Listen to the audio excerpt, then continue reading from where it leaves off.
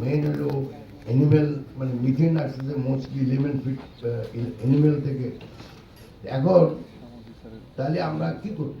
1,47,000 square কিলোমিটারে যদি 17 কোটি লোক আমরা বসবাস করি, তাহলে আমরা কি একটাকে টোটালি বাদ দিয়ে দেবো? তাহলে কি আমাদের কি অর্থনৈতিক প্রবৃদ্ধির দরকার নেই? তাহলে অর্থনৈতিক প্রবৃদ্ধির মেইন জিনিসটা, অর্থনৈতিক প্রবৃদ্ধি ভেরি সিম্পল জিনিস। যদি প্রবৃদ্ধি আপনাকে বাড়াইতে হয়, তাহলে আপনাকে উৎপাদন বাড়াইতে হবে। উৎপাদন যদি আপনার বাড়াইতে হয়, তো উৎপাদনের একটা আছে, আপনার এগ্রিকালচার একটা উৎপাদন আছে, সেটা তো আমাদের ভাইয়েরা করতেছে।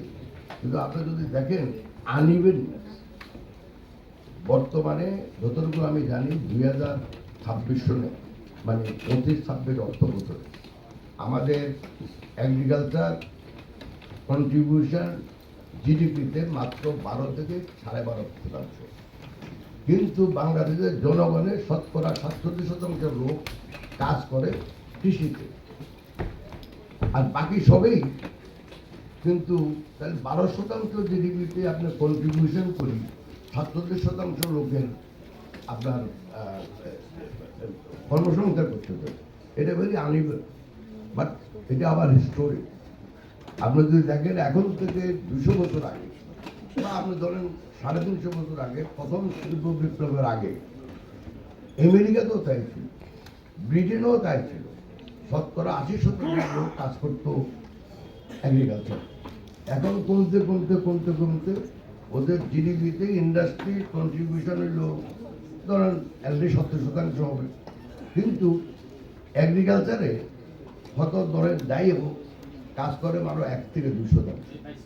ইউরোপে 2.5 থেকে 3% কর্মসংস্থান হয় এগ্রিকালচার। তো এগ্রিকালচারের কন্ট্রিবিউশন তো ওদের কম, এমপ্লয়মেন্টও কম। এখন আমাদের এই যে 1,70,000 যাচ্ছে, প্রতি বছর 22 লক্ষ লোক কর্মসংস্থানের জন্য চাকরি বাজারে আসতেছে। 1, 2 নম্বর হলো প্রতি বছরে আপনার কৃষি সেক্টর থেকে লোক কর্মচ্যুত হয়ে আবার নতুন করে চাকরি বাজারে আসতেছে। তা আমি যদি ধরি যে সব কিছু মিলে 25 লক্ষ লোক চাকরি বাজারে আসতেছে, এর ভিতরে ধরো অনেকের বিয়ে হয়ে যায়, আমাদের মেয়েদের, ওরাও তো চাকরি চায় না, অনেকে বিদেশে চলে যাচ্ছে। তো আমরা কি সবগুলোকে বিদেশে পাঠাই দেবো? কত লোকের আপনি বিদেশে পাঠাইবেন? তো আমাদের অর্থনৈতিক প্রবৃদ্ধি অত্যন্ত জরুরি। অর্থনৈতিক প্রবৃদ্ধির অনলি উপায় হলো আপনাকে উৎপাদন বাড়ানো। উৎপাদনের সাথে কৃষিও আছে। উৎপাদন যদি আমরা বাড়াতে চাই, তাহলে আমাদের ইন্ডাস্ট্রি দরকার।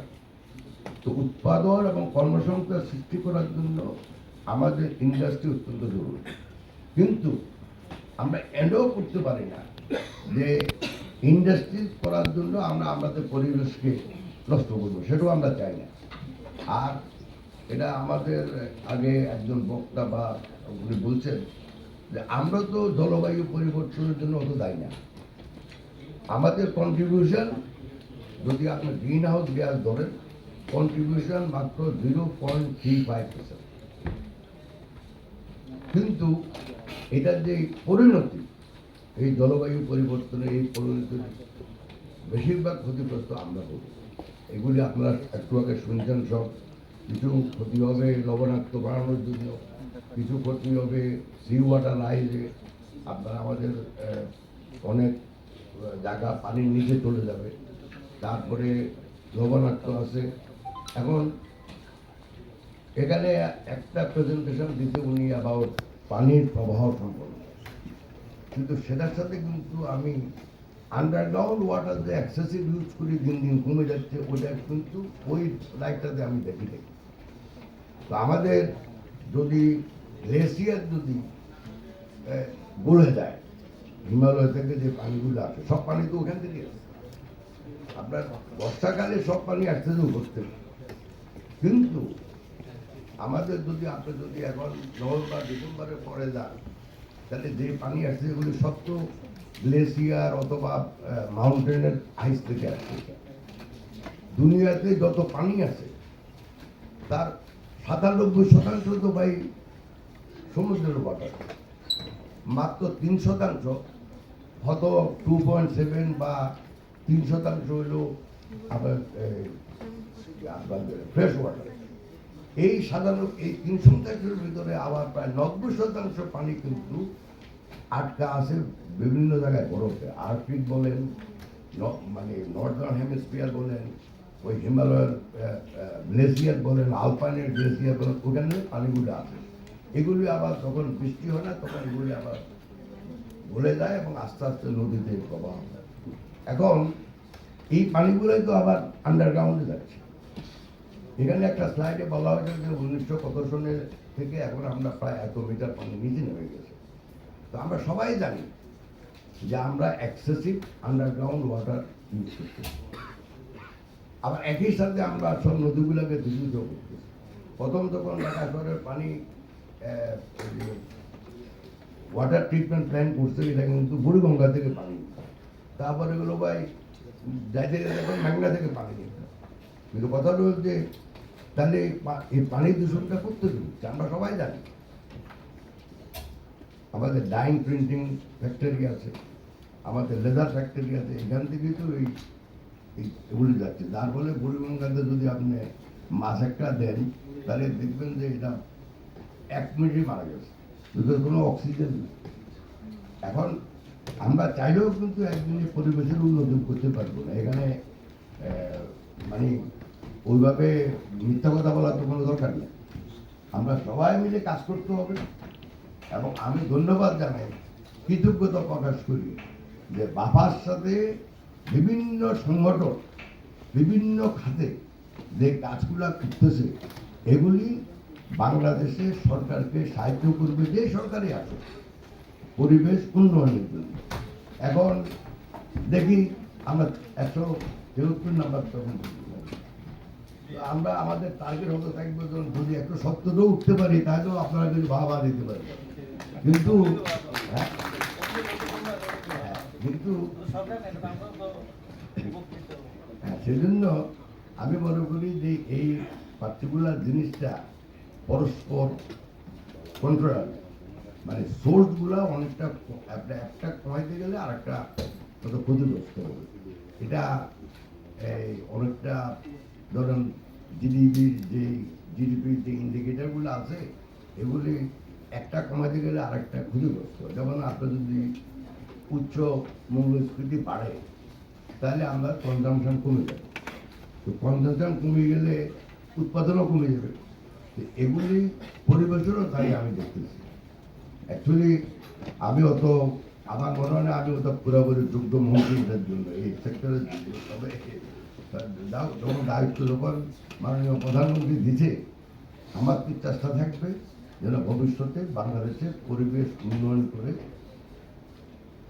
জলবায়ু যে জলবায়ু পরিবর্তন যেটা হচ্ছে সেটার সাথে যদি আমরা রেমেডির মতো যত নিতে পারি, মানে আপনাকে বুঝতে হবে যেমন আমাদের এয়ার পলিউশন, আমাদের এই যে পরিবেশ আছে ওনারাই খাতাতে লিখছে যে 35% কিন্তু বাইরে থেকে আসে।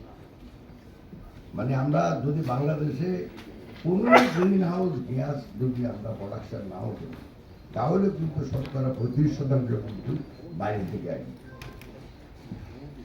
এখন বাইরেটা কিভাবে বন্ধ করবে? আমাদের আইন করা হয়েছে যে ইটভাটা সব বন্ধ করে দিতে হবে। ভালো, ইটভাটা বন্ধ করলে ভাই আপনি বিল্ডিং কেমনে বানাবেন? দুইটার অল্টারনেট যদি আপনি করেন যে অটো ব্রিক ফ্যাক্টরি যদি করেন তাহলে হয়তো দূষণটা একটু কমবে। আপনি যদি ব্লক ইউজ করেন তাহলে একদমই কমবে। কিন্তু প্রশ্ন শুধু কি ইটভাটা বায়ু দূষণের জন্য রেসপন্সিবল? ইটভাটার জন্যই আপনার আমাদের এই যে গ্রামের কৃষি জমি যেগুলি আছে বা এগুলির থেকেও অন্তত 2 ফিট করে নিয়ে যাচ্ছে। যখনই আপনার অর্গানিক ম্যাটার থাকে মাত্র 6 ইঞ্চি পর্যন্ত মাটি, 6 ইঞ্চি পরে গেলে আর মাটির ফাটি লিখিয়ে দেবে।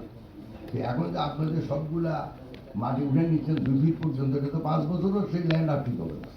আপনার গ্রামে গিয়ে দেখতে পারেন। এবং এটা একটা বিরাট মারামারি সোর্স আছে। আমি একটা দিন ইনভেস্টিগেশন করে দেখলাম যে জমির মালিক সেই জমির মাটি বিক্রি করছে, পুলিশে সন্ধ্যার সময় বাড়ি থেকে চলে যায় 3 দিনের জন্য বা ঢাকা চলে যাচ্ছে। আর কিছু লোকজন যাইয়া ওই মাটিগুলা কাটে রাতে। তারপরে সে বাড়িতে যাইয়া আবার পুলিশের কাছে জিডি করে যে আমার জমি থেকে এই মাটি কাটি নিয়ে গেছে চুরি করে। আসলে কিন্তু ইস্যুটা ওরকম না। আজকে গ্রামে গঞ্জে আমরা বলি যে মাদকের জন্য প্রবলেম হচ্ছে, অবশ্যই সত্য কথা। কৃষক ব্যাংকের প্রবলেম হচ্ছে, অবশ্যই সত্য কথা। কিন্তু তার সাথে আরেকটা ঝগড়ার কারণ হইল